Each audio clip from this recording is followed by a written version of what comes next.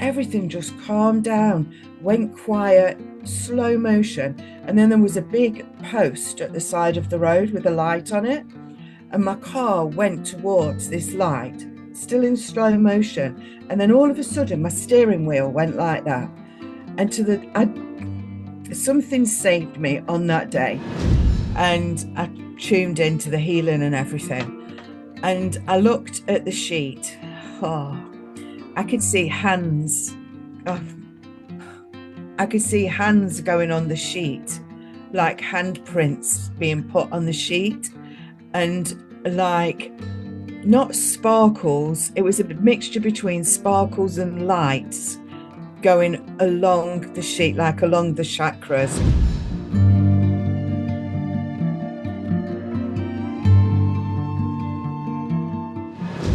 All right, my friends, I am here with Jan Mayfield, and she is a spiritual development teacher, and she's had quite the spiritual journey, and she's going to tell us a little bit about herself and her spiritual journey and some of her experiences. Welcome to the show, Jan. Thank you very much, Blaine, and thank you for inviting me. It's a pleasure to be here tonight. Awesome. So tell us a little bit about yourself and how you came to this and some of your more profound experiences or whichever ones that you feel moved to tell us about. I'll be guided by the universe as to what I need to tell you, I think. So, my earliest memories of seeing, hearing, feeling spirit are between the ages of 3 and 4. I remember laying in bed and I had a chair at the bottom of my bed. And I used to see an old lady sitting in there, and many a time the covers would come up over my face. And then other times I would just look at her, and I can remember her speaking to me, but I couldn't at the time really understand what she was talking about. But then as time's gone on, it's like I've been able to regurgitate the words that she gave me, and they've helped me in my life moving forward. Always positive, always saying, like, keep going, everything's fine, you're doing all right, that kind of thing. So, I mean, I'm of a good age, and in England, which is where I am, and where I was brought up, this sort of thing was frowned upon. I don't know if what it was like where you are, but it was frowned upon, and I was told, you can't see things, you're making it up, it's all in your imagination.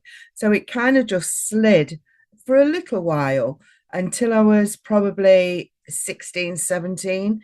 And then wherever I went, whatever I was doing, there was always a spiritual connection, or we'd talk about spiritual things or spooky things, as we used to say then. But it never ever left me. So I tried to do normal jobs, hairdressing, working in bars, managing bars, that kind of thing, traveling around. And even in the bars, there was always the talk of the spooky. And I remember one day I was working in a pub, and it was called the Three Pigeons, and it was overlooking the River Thames in London. And they used to say to me, the landlady said, "Oh, it's really spooky here, Jan." I said, "Yeah, yeah, like this." Anyway, I remember going up to bed one night, and I had to go up 2 flights of stairs, walk along a corridor, then another flight of stairs. I was right at the top. And oh, I was walking along the corridor, and there was a bathroom that you really didn't. If you was having a bath in there, you'd get in the tub and out really quickly, because it was such a cold energy in there. But I always had to walk past this room, and whenever I walked past that room, I really got the shivers.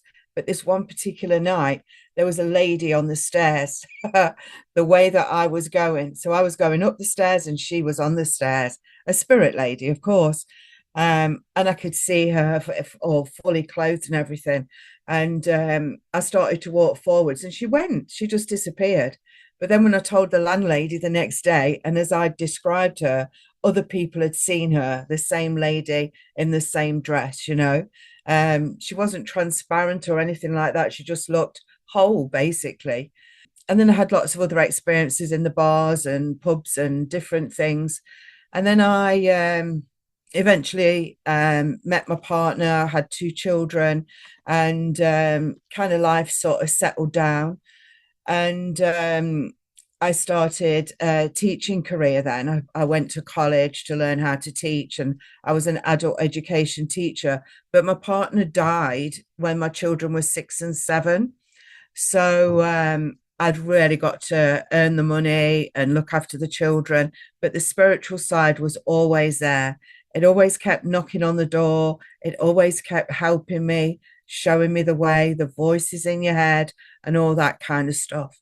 Anyway, one day I was driving along. It was November time, where in England it's often wet. And you know, when the sun shines on the wet road, it kind of flares up. Anyway, I had a car accident. Two cars, we just collided like this. And from that moment on, it totally changed my life. I loved my teaching. I loved my work. I loved everything about my life, I thought. And then I became ill. I got underactive thyroid, I got fibromyalgia, chronic fatigue, all of that kind of stuff. So I couldn't go back to my work because I just wasn't mentally capable. I went back to the job to try and do it, and it was like they were speaking another language because I was out of the job for so long on health grounds. When I went back, I didn't understand what they were talking about, and I said, I think it's time to finish this job. Anyway, so one day when I was driving to go and sign my papers to be finished on ill health, I was driving along. I mean, we call it a dual carriageway. So it's a double road one way, double road another. And as I was going along this road, something happened to me. And as I was driving along, I noticed, I remember observing that there wasn't many cars anywhere. No cars coming towards me, no cars behind me. And all of a sudden, I was in the outside lane doing 70 miles an hour, and my car started to turn. And I remember my hands weren't on the steering wheel, and my car turned like this in slow motion. Everything just calmed down, went quiet, slow motion. And then there was a big post at the side of the road with a light on it, and my car went towards this light, still in slow motion. And then all of a sudden, my steering wheel went like that. And something saved me on that day. It wasn't a conscious thing that I was trying to do, it's just something that happened. And I carried on driving, and then I had to pull up because I was just gobsmacked at the feeling that I'd got. It's like I could see all parts of my life all mixed up in my mind and in my eyes coming in front of me. But I can't say it was a near death experience because I wasn't hurt or anything like that. But it was definitely a strong spiritual experience. So, anyway, I knew that I was going to sign my papers and come away from that. And from that moment forward, I carried on full time on my spiritual path. I used spiritualist churches um, to go to regularly because they gave crystal healing, spiritual healing, and it did my body good. It helped to align my chakras and helped to put my body back together. And I used to go every week, and they couldn't understand why my body broke down within a week. They thought their healing should last longer than that. But really, it was because my body needed it. And then after time, I went once a month, then every 2 months. So my body was repairing itself with the help of the healing. And then just one thing led to another, and I just started doing the work full time. I trained in massage, or lots of massage therapies. I trained in all the healing therapies, Reiki master teacher, spiritual healing, angel healing, crystal. I don't need to list them all, but I trained in all of those. And of course, I've got my teacher background. So everything was just fabulous.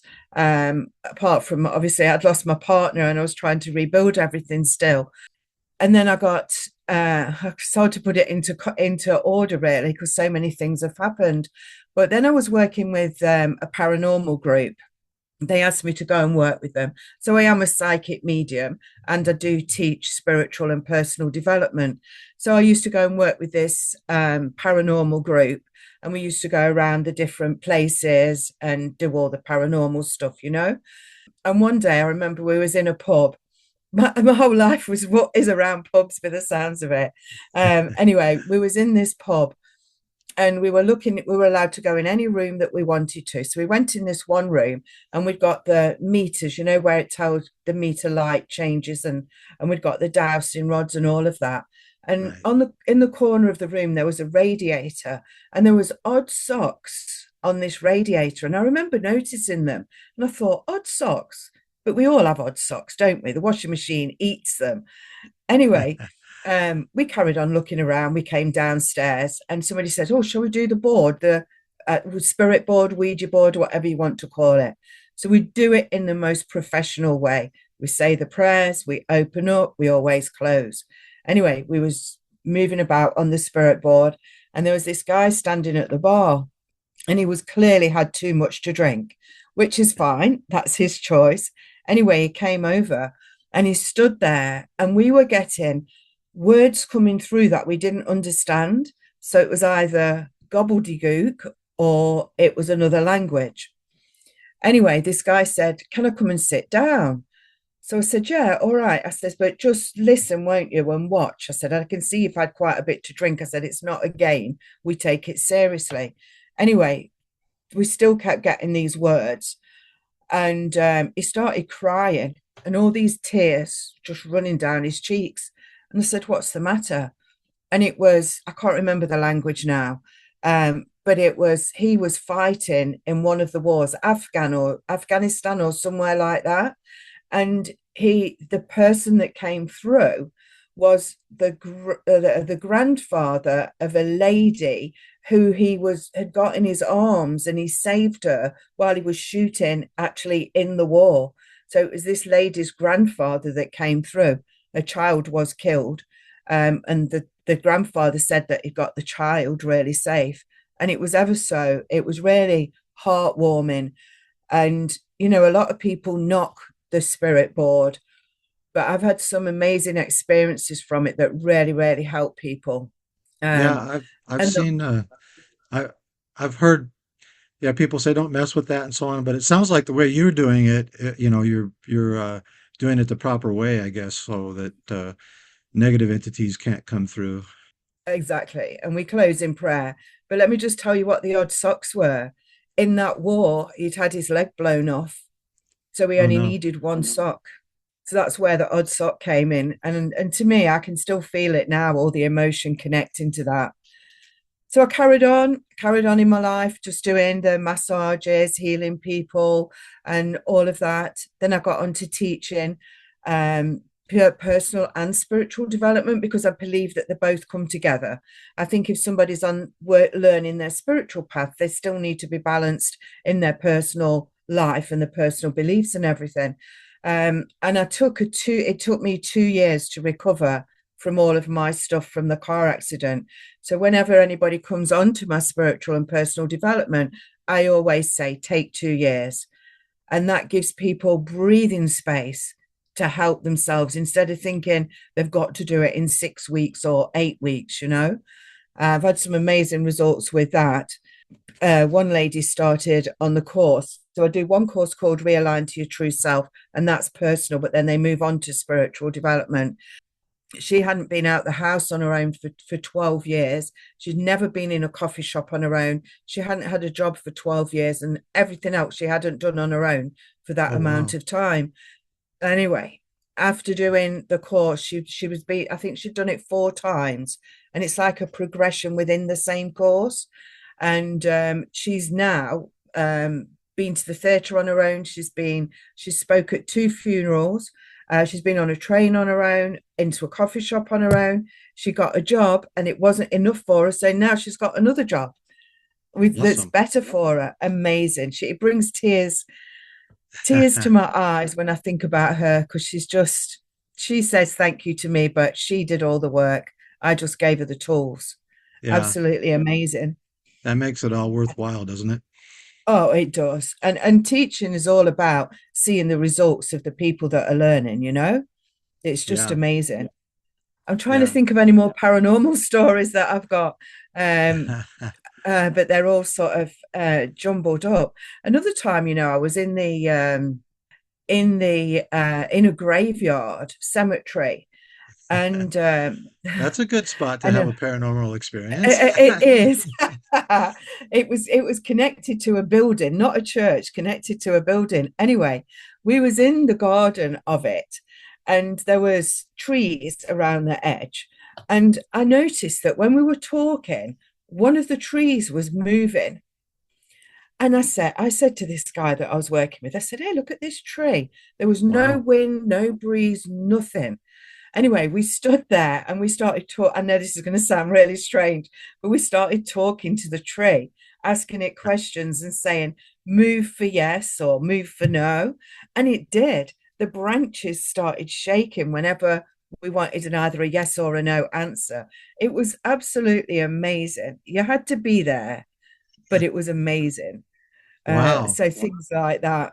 I believe that spirit will help us, spirit, your loved ones, the souls, whatever you want to call them. I believe that they help us on our path. So apart from that, early days, sort of going and getting certificates so I could get my insurance, I've never been to any schools. I've always allowed the universe to teach me. And I believe that you can do that. And I believe that everyone should be given the space to be able to be taught by the universe to their to what they need for their sole purpose. Yeah, I agree. Uh, I agree 100%. I love that story about the tree because I believe everything is alive, including Mother Earth is all alive and all has a yeah, consciousness and we're just our limited beliefs keep us from communicating with the earth and the trees and the animals and so on and so forth. But more and more people, I think, are becoming able to do that at least to some degree. So. exactly. Yeah. So did you have family and friends and things that kind of uh, turned away from you and shunned you when you started when talking about some of this stuff? And did you have to shut up at some point and not say anything to people, that kind of stuff? Do you know the phrase black sheep of the family? Oh, yeah, that describes me perfectly. Yeah. So I'll be one of those, sent to disrupt the family to change the dynamics, I believe. So yeah, I'm always the one that says what I think, and um, I suppose I was told to shut up. I did lose quite a lot of friends. Were they really friends when I started to open up on this path? And I think it is quite a lonely, not lonely as in I am lonely because I'm not, but it's a lone path when you do it all the time, full time. I think you know a lot of people, but you don't have many close friends. Yeah. Going back to when I was a child, we used to, I wasn't really religious, but I was christened Christian, and I used to have to go to Sunday school. But I used to say that so my mum and dad had some peace, not particularly for the religious side to it. Yeah. And I haven't followed a religion in my whole life. However, I take from different um, religions, and like I resonate with a lot of shamanism and things like that, but I wouldn't put myself in the bracket of one or the other. Yeah. Yeah. That's called an omnist, I think. So you take truth wherever it's found in whatever religion or discipline that it comes from and incorporate Yeah, it if it resonates with you. And it's good yeah, that is, isn't it? yeah. Yeah, 'cause I don't like the labels either. And I came through Christianity and a particularly authoritarian form of Christianity and Mormonism. So I don't know if you're familiar with that at all, but Yeah, um, uh, but I look back on that and it, it was good for me. It taught me a lot of things. And so I'm glad I came through it. But, at first I was a little angry when I found out some of the stuff that, was uh, just dogma, so to speak. But I got over that. So, so what's the most profound experience you can think of that you had since you've been on this journey, or maybe a recent one, whatever comes to mind? okay, so I could two come straight into my mind. So after my partner had passed away, I just felt I slept with his jacket. He'd got this brown leather jacket, and I slept with that just because I wanted to. Anyway, one night I was laying in bed and I got this jacket next to me, and my door was open a little bit. And then I looked up, and right at the top where the ceiling joins the wall, there was something black, a black energy. And I'm looking up and I'm thinking, what the? And this black energy went all the way along that side of the wall, across the wall at the bottom of the bed, came along the side of the wall, and then it came down. I was a little bit, oh, what's going on? It came down by the side of my bed. He appeared. It was quite transparent. It wasn't like the lady. He appeared, and then he just went again. And it was just like he was saying, I'm here, I'm safe, I am somewhere. So that to me was quite profound. Um, Another one was when my children were young and he worked away. I used to do quite a lot of sewing, making clothes and different things like that. So I was sitting at the table where my sewing machine was, and I was doing some work and in the dining room. I looked over to the door, which was open, which led into a hallway, and my grandma appeared. Now, she'd been passed away maybe 3 years at that time, fully Mhm. grown, fully clothed, like as if she was in a human body still. And she walked over to me. She stood by the side of me and she put her arm around me. And I looked up at her. I didn't know what to say. I looked up at her and I said, Am I doing all right, Nan? She says, You'll always do all right. Never forget, you'll always do all right. And then she went. Oh wow. So to see like that to me is quite amazing. That Um, that's really and I cool. know That you see, was she young at all, or did she look like your Nan when she passed, or she looked younger okay. than when she passed, but I was with her the day before she passed, and all her skin changed. Her skin went smooth, and a wrinkle seemed to go, and she had like this glow. And I remember they came and put an injection into her tummy. And when they lifted her nightdress up, her belly was just like a teenager's belly. Wow. It was just so smooth, and the color of it seemed to change. It was almost like it had got a tan, but she never sat out in the sun with her belly out anyway. But so she changed before she passed, I feel. But yeah, when she came to see me, she was younger in age looking than before she passed. Yeah, than when she passed.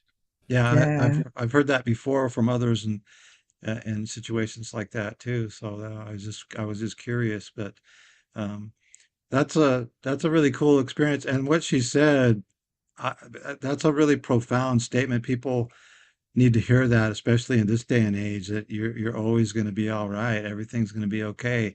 And my wife has a favorite saying that she likes to say, I hate to spoil the ending for you, but everything's going to be okay. It's true though, even I always know that somehow there's an inner knowing that I know everything will be all right. And it doesn't matter which way it goes, who Yeah. speaks to you, who doesn't speak to you. When you're so connected to your soul energy and your purpose, you just know everything's going to be fine. You'll have your ups and downs, you'll have your sad times, but you know you'll come out the other side. Yeah, and all those things, all those ups and downs are, making you who you are. You're learning lessons, you're growing, you're evolving to where you're supposed to go. So those Yeah. so-called bad things that we go through are actually for our own good, and for our own benefit in the long run, even though at the time it seems like, oh my gosh, what is this happening to me for? Exactly. Yeah, Yeah, exactly. But I think it's amazing being a medium, being a psychic.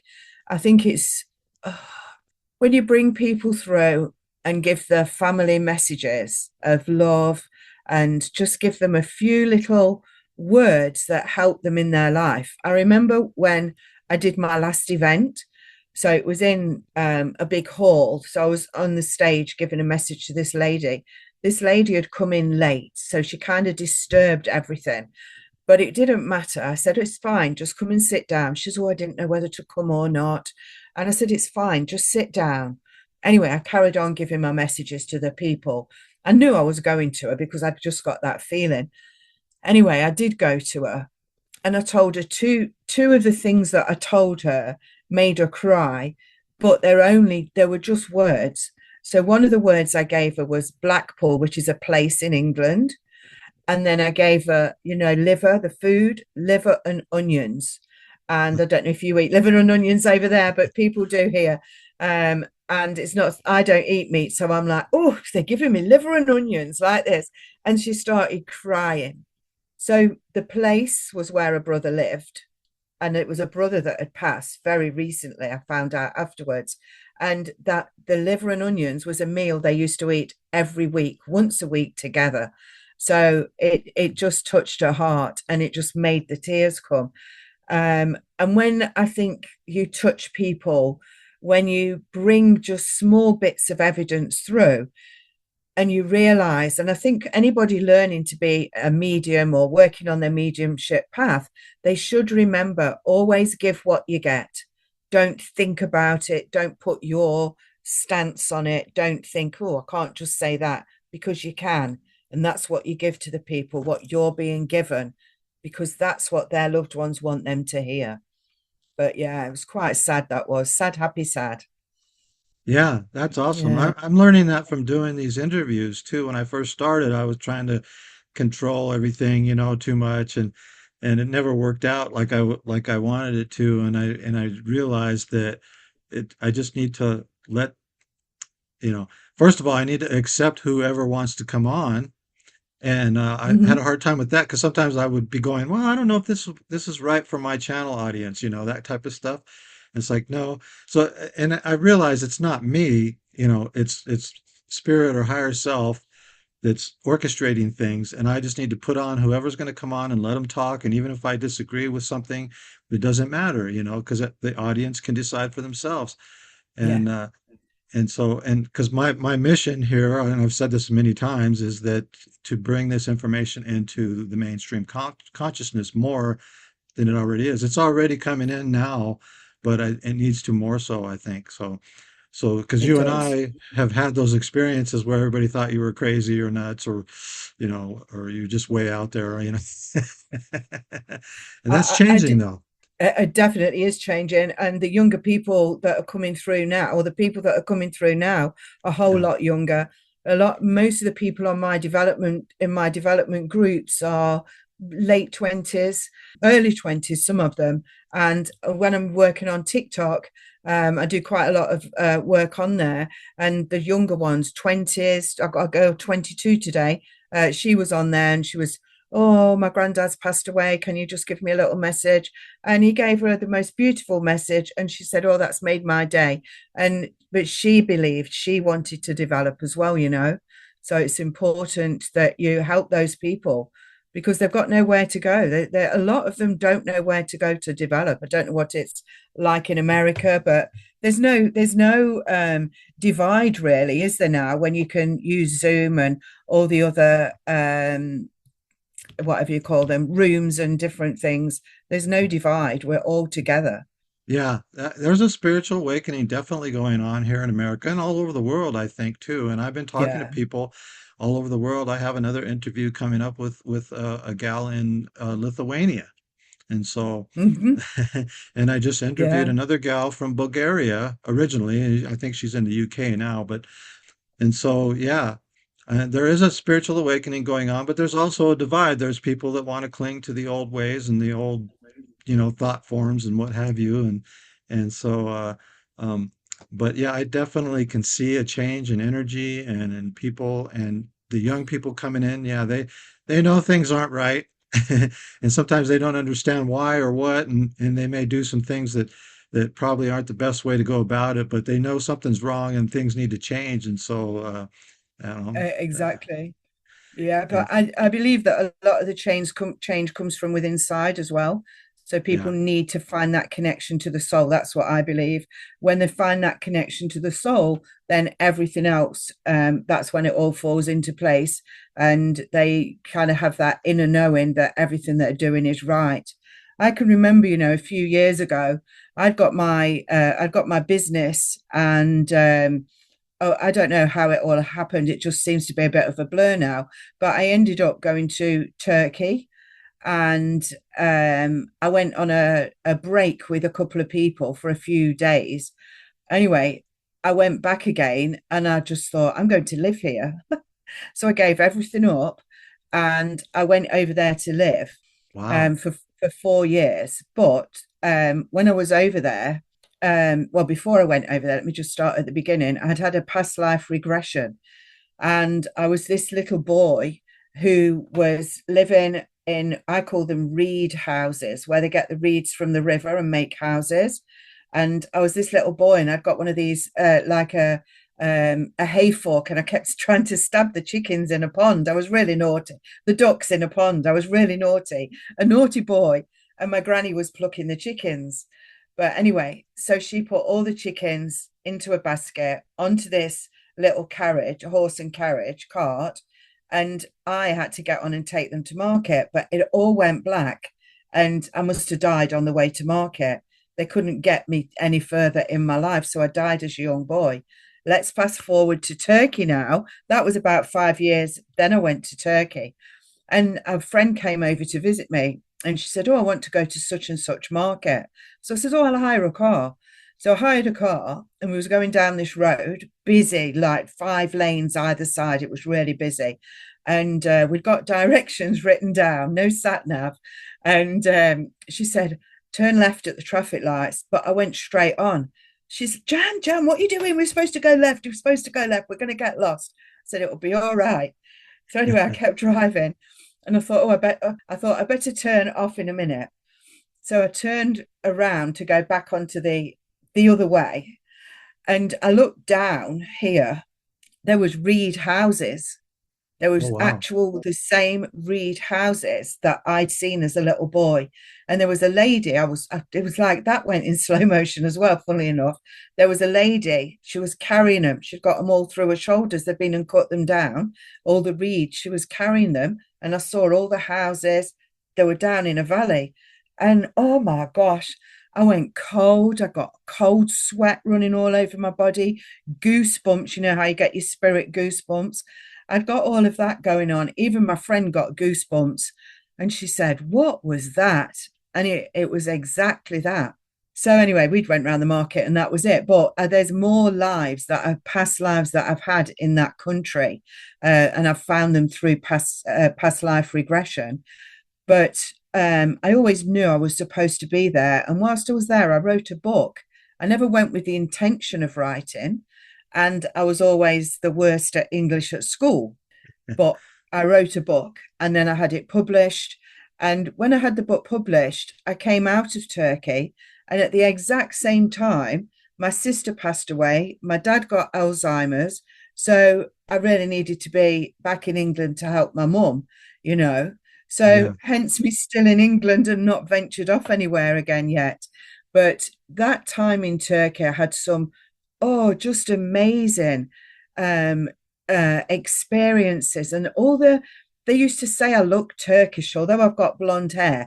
They used to put one of those hijabs on me like this, and they used to say, "Jan, you're Turkish. Look at your face. You're Turkish. You're Turkish." They used to. Oh, it was so amazing. Yeah, Oh, it that's was lovely. incredible. That's quite a move from the UK to Turkey. You know, most people don't have a desire for that. And so yeah, it makes sense you've had past lives there and so you Yeah, were drawn there. And so did you yeah. when you went to the when you saw that village, did you feel like that was where you had lived at least in one of those Oh, lives? definitely. Yeah. Yeah. Did you Yeah. have I mean, any other flashes or anything when you were while you were there about that? um, yeah, there was I lived near it was one of the temples. I lived not far from there. I could actually walk to it. Like it was about 45-minute walk. So I used to walk to there at least once a week. So I used to go and sit at the temple, like with the great big pillars and all the rest of it, like the broken down temples. So I used to go and sit there, and I used to do meditations.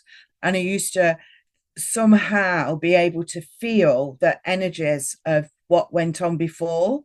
So I Mm. didn't read the history of anything ever. And I used to feel the rocks, and then I'd record what I could feel and what they were telling me, the spirit telling me, the energies were telling me. And then I'd go and research to see if it was right. And it always was. One Wow. time I met a girl there, and she was really into the Bible and everything. And I said, well, I says, that's not really my thing, but I says, I'll do anything you want to do, if you want to go anywhere. So we did, the Revelations. Right. There in the Revelations, there's the seven sacred sites, and we visited the seven sacred sites. She'd got a car, and we went around each of the seven, and we did prayers, and we lit a candle, and we just felt that that's what we needed to do there. And it was amazing, really, because sometimes we'd get to them and they were closed and the guards were there. So, you've got to be a bit careful in Turkey. You don't want to be putting the prisons there or anything. But we could speak some Turkish, and we made the guards understand that we were praying for their land, and they let us light a candle. They didn't let us go in once it was closed, but they let us light a candle and say our prayers and whatever she wanted to read out of the Bible. So it was an amazing time, absolutely amazing. Yeah. It sounds like it. Yeah. So wow, that's pretty intense. So that so tell us a little bit more about what you do in your spiritual development uh, teachings that you help Oh, people. okay. So I do personal development, which is called Realign to Your True Self. Now, that is 7 sessions, and I've been doing that for 5 years. I'm in my fifth year doing it, and I do it 3 times a year. And it's to everybody comes in, I say as a virgin, everyone comes in as a virgin, as in, I don't want to know what's wrong with you. I don't care what's wrong with you. Just for that time, I do care. I don't care what's wrong with you. You all come in at the same level, that you want to change, that you want to grow. And we never ever talk about anybody's illness. We don't talk about why they're there. We don't talk about their past. We don't judge. We don't want to know. So, anyway, everyone comes in at the same level, and I give them the tools and show them different ways of thinking to be able so that they can help themselves to change. And they do, they're all change. I'm running one now. I'm on session 5, and they're all amazed at just by 5 sessions of about an hour and a half long, that they're changing the way they think, they're changing the way they feel about life. And people are going out and they haven't been out for weeks. It's amazing how it works. So that's personal development. Spiritual development is I've started at the ground with people. So I do 2 different ones. I've got a spiritual development membership group, but I've also got something that I call mediumship and more, and that's to nurture people with all the basics. And through meditation and visualization, they can learn to sit with their loved ones themselves and receive information from them. That's how that came about. People wanted to know how to do that. And then I've got what I call the kick-ass one, which is I don't nurture, I push them forward. So that's for people that think they want to be a medium or a psychic, think and they know they've got it, or some people that have laxed off a little bit. And we're getting, really into that. Don't no messing about. Let's do it. So that's that one. I do other little workshops, like I do past life regressions, doing like Reiki 1, Reiki 2, and spiritual healing in March as well. So I do all of those. And yeah, it keeps me busy. I bet. Yeah. So have you had any healing experiences with your using your Reiki to help people? Have you had any here ones that come to mind that you'd like to share with us? One I can think of one straight away. There's always one that comes in your mind, isn't there? Yeah. Yeah. So two actually. One, a friend of mine, someone I know got very, very poorly, and with her lungs to do with around the COVID time. And I remember sending healing or giving distant healing to her. She didn't know I was doing it, but she was accepting of it. And I remember seeing all this sludge in her lungs, and the visualization that I got was taps, some of faucet you call them, don't you? Little taps in her lungs that were draining off all this fluid. And when she went to the hospital and I had a check, it hadn't all gone, but it had reduced. And I'm not saying that the healing did that, but had definitely reduced. So there's that. When I had my business in a physical building, I remember somebody came for healing, and whoever was talking to me at the time said, "Put a black sheet over them." And I'm like, "A black sheet? What do you want me to do that for?" Anyway, they didn't. They just said, "Do it." So I do as I'm told sometimes. So I put this black sheet over this person, not over the head, over this person's body that was laying on the couch, and I tuned into the healing and everything. And I looked at the sheet. Oh, I could see hands. Oh, I could see hands going on the sheet, like handprints being put on the sheet, and like not sparkles. It was a mixture between sparkles and lights going along the sheet, like along the chakras on the black sheet. It was one of the most amazing things I've ever seen. And you've never got a camera, you never have got a picture, have you? But it's in my mind, and I will never, ever, ever forget that. It was just so special. And I don't think it was particularly linked to the person that I was healing. They were a regular, they came regularly just to keep being topped up. Um, I think it was just something that I wanted me to experience, to be honest. But Wow. just amazing. Um, So yeah, who's the person that told you to put the sheet over them? it was a spirit energy. I hadn't got a name for them then. Oh, okay. I was Yeah. thinking it was somebody in there with you or something at first. So, No, it was a spirit energy. They were in there with me and some others. but yeah, Um, but yeah, no, it was a spirit energy. For years, every time, everywhere I've lived, in the hallway, there's always been a spirit energy, always with a cloak on, not a monk, with a cloak on, with the head down, and the cloak is folded like this. Never seen their face up mm, until, and every country, every place, wherever I've lived, they're always in the hallway, and I see them walking up and down. They never cross the threshold into another room until about 2 years ago, and they stepped over the threshold and came and sat with me. Really, they sat there, and I could see their face, and they were telling me things that would happen in my life moving forward, what I would end up doing, and everything's coming true. And I didn't know who they were, and they didn't give me their name. Then one day, you know how you scroll online, this yeah. face came up, and it was that person. Wow. And it's I'm not revealing the name yet because I want to reveal the name in my next book. But it was an old philosopher, psychic, and all sorts of other things that they did. And I knew it was them. But also, I went to a friend's house pretty much around that same time. She didn't know anything about this. And I told her what had happened, and I described him. And she said, "Oh, look at this painting." She said, "I can't get the hands right on it." It was the same person. She's an artist, and she'd drawn the same person. I said, "You can't get the hands right because they're meant to be in a like a sleeve like that." He'd always got his hands in his sleeves because he'd Yeah. got big sleeves on. I said, "That's why you can't get the hands right."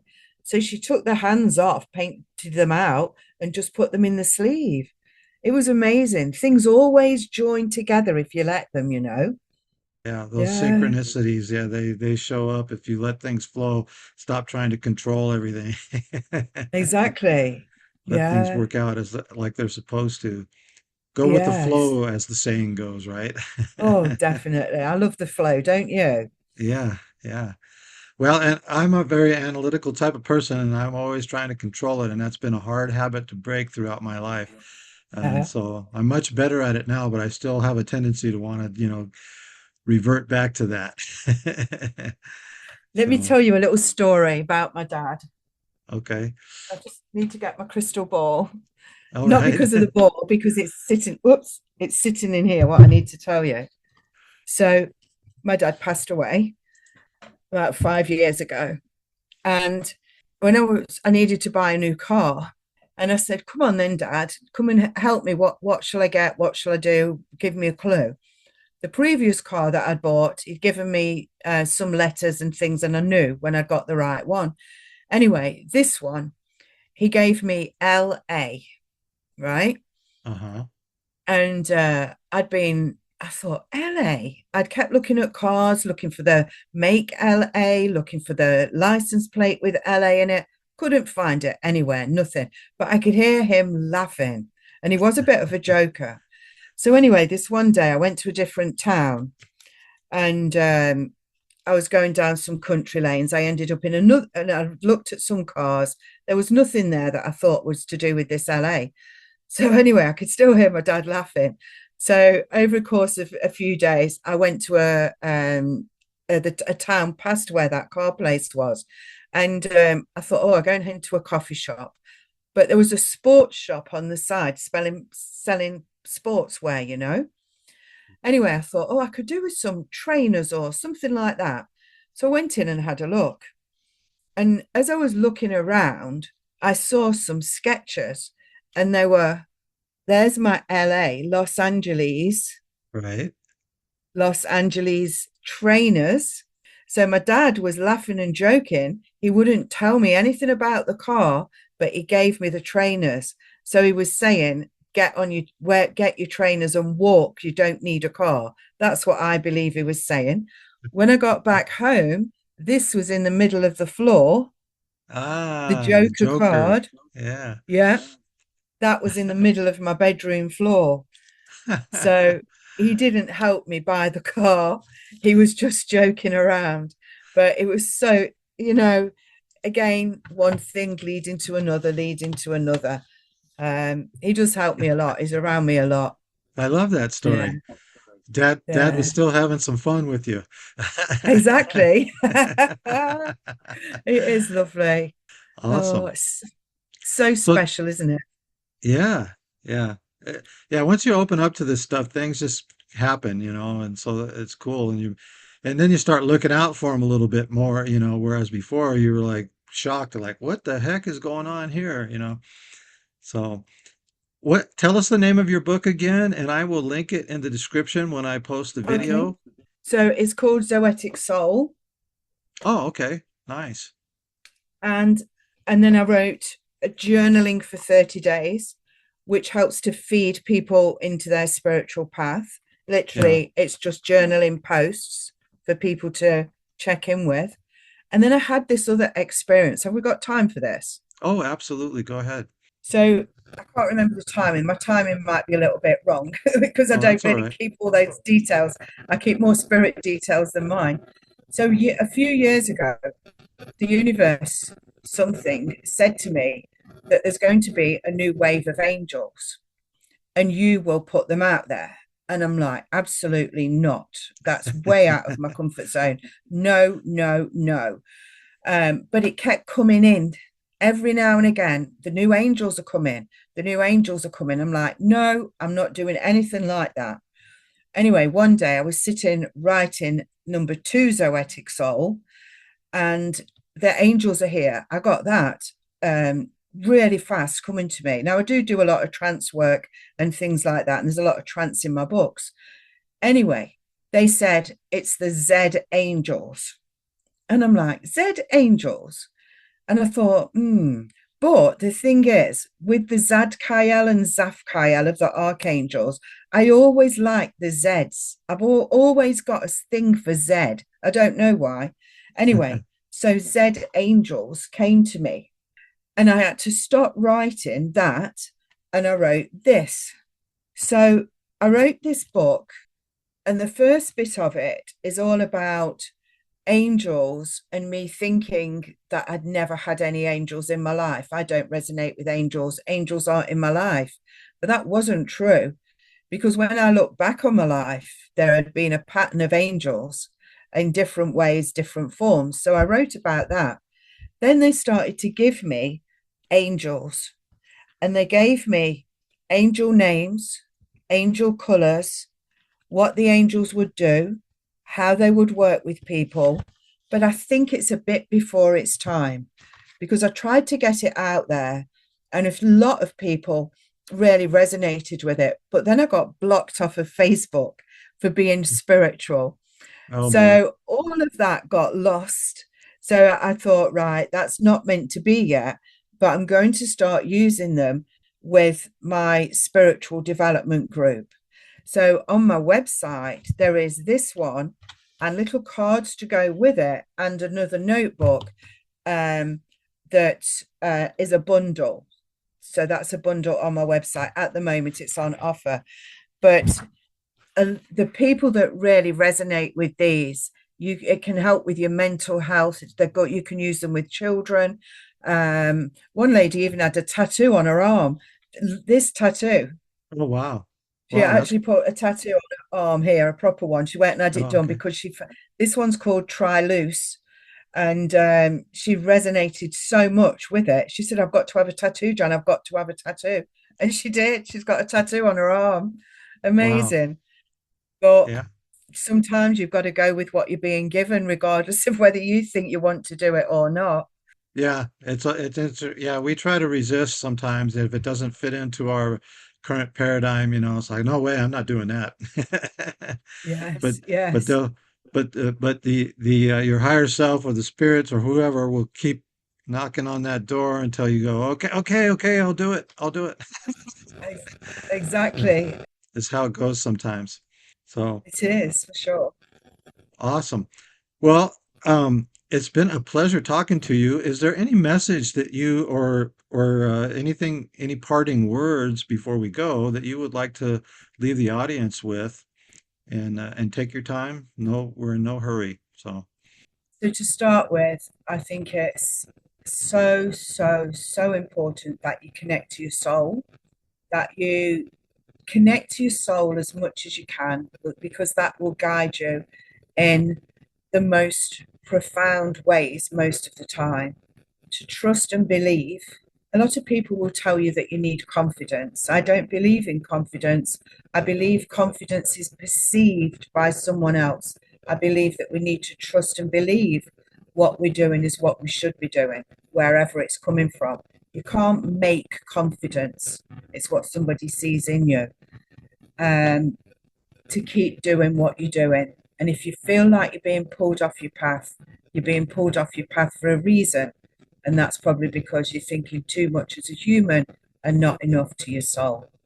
I can't think of anything else because I think it's so important to connect to your soul. You know, you put me on the spot there. I can't, there's nothing else coming out. Connect to your soul. no, that's a great message and an important one, I think, too. And Yeah. that's why I put you on the spot because then I know it's coming from the heart, and it's not some canned message or something like that. Do you know, I'll tell you a little story before I go about coming from the heart. So I Yeah. got asked to do an inspirational talk, and I've got 20 minutes. So I wrote it all out. I did a PowerPoint presentation, and I got my children to listen to it and time it. I did exactly 20 minutes, and my children were there at the event as well. So I got up onto the stage and I started speaking, and my daughters were going, like this. And I thought, I don't know. And everything, nothing that I'd rehearsed came out of my mouth, but what came out of my mouth matched my PowerPoint. And I just had to go with the flow. And I knew that spirit were helping me.